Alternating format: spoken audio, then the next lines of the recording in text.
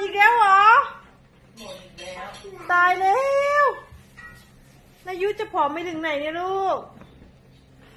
กินข้าวกินปลาบ้างนะ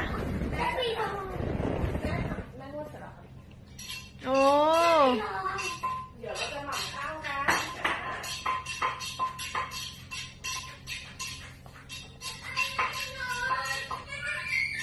มา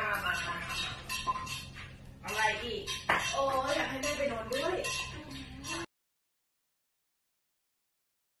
เอานกเขาขึ้นมาแล้วอ้าวนกขึ้นมาแล้วนกขึ้นบ้านแล้ว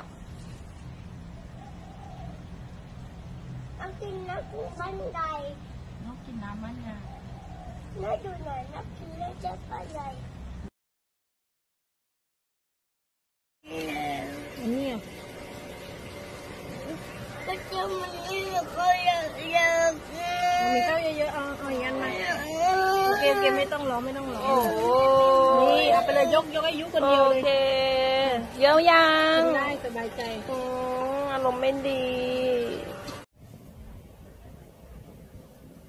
ถ้าแม่จับได้แล้วยาวเลยนะแม่นะอะไรนะถ้าจับได้ก็คือแบบว่ายาวเลย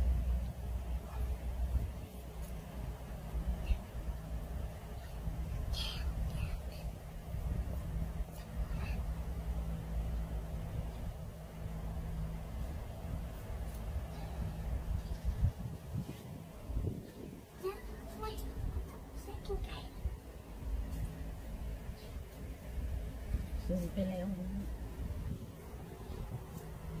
เก็บแล้วเก็บแล้วเเพื่อวิจารณ์นะไม่ไอ้อุ้ย